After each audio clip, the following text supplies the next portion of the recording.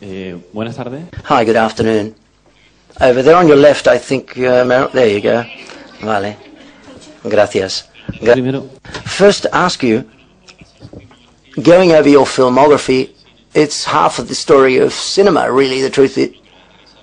And you've done almost everything. What's the formula that Meryl Streep has to continue to want to make cinema, because you've done practically everything so far? And also, when you choose a role, you play Kramer versus Kramer, the problem of a woman at that time, and now you've accepted roles that talks about women, the problems that women have in our times. What does a role have to have? Do you continue to find roles when it's more and more difficult to find decent roles, and actresses that are to find interesting roles at your age, for example? That's very difficult. And what about the final? Could you talk about the final project you're doing of Julie and Julia?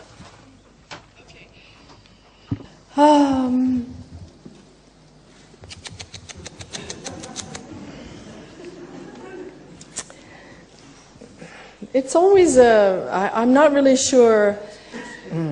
Yeah, I read my CV, you know, the curriculum. Every time I come in front of the press, I have to go back and remember what movies I made. Because there's some big wide gaps postpartum with each child. I forget 2 or 3 films. And so I do go back and I think, oh my God! I look all the way back to Kramer versus Kramer or Julia before that, and right through till now. And it's a parade of varied and interesting women, but I don't think there's any lack of stories to tell. I look around this room, and every single woman here has something, some secret, some sadness, some trouble, something. Everybody, there's a story. There's so many stories, and so we need the writers to write these stories. But we have no lack of actors and actresses who can play these parts and who can fill them out. How do I find those roles? I have a very good agent, and he sends me the scripts, and that's how I choose. But having lived this long in my business, I've also worked with almost everybody there is on earth, you know.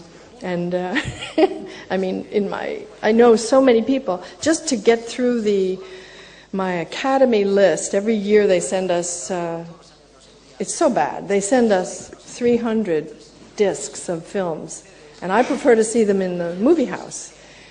But now I've succumbed to watching them on the television because there just simply isn't time to see all the work. And usually there's one person involved in each one of these 300 films that I have worked with.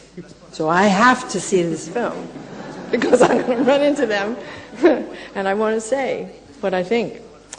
So, yeah, I think I'm extremely sanguine about the fact that I'm fortunate, sort of beyond measure, and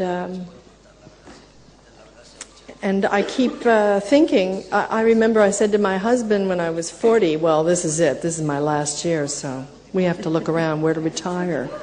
You know, where do you want to live? We can't afford to live in New York. But every year I've thought I would retire, but things have still come. And I think that that's because there are more women, honestly. I think it's because there are more women working in my industry in the money end. And they're willing to put money towards certain projects that would never have seen the light of day otherwise. So that's why maybe I've had a career. I have them to thank.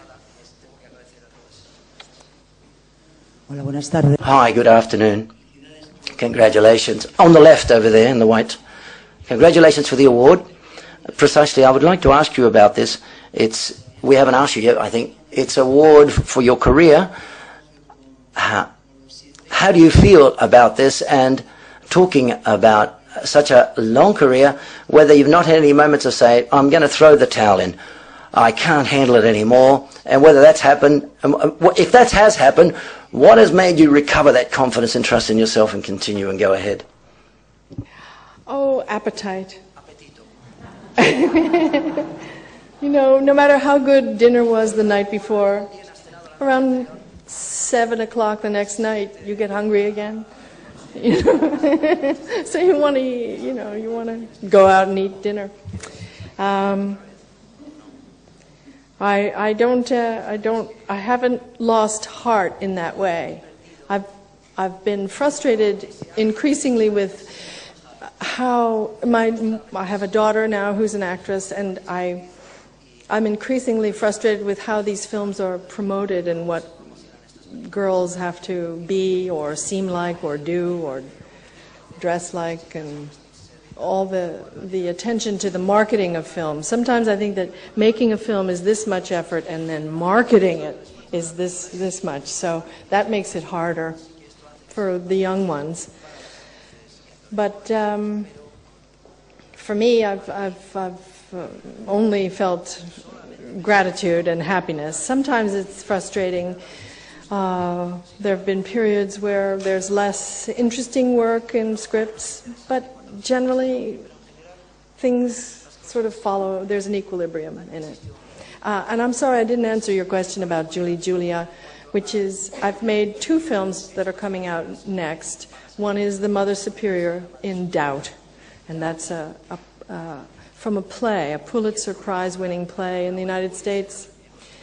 Philip Seymour Hoffman plays a priest, and I play the Mother Superior.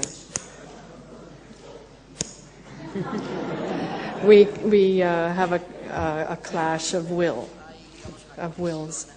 And Amy Adams is in that film as well. She plays a young nun who is very idealistic, and it takes place at the time of Vatican II, 1963. It's a wonderful play.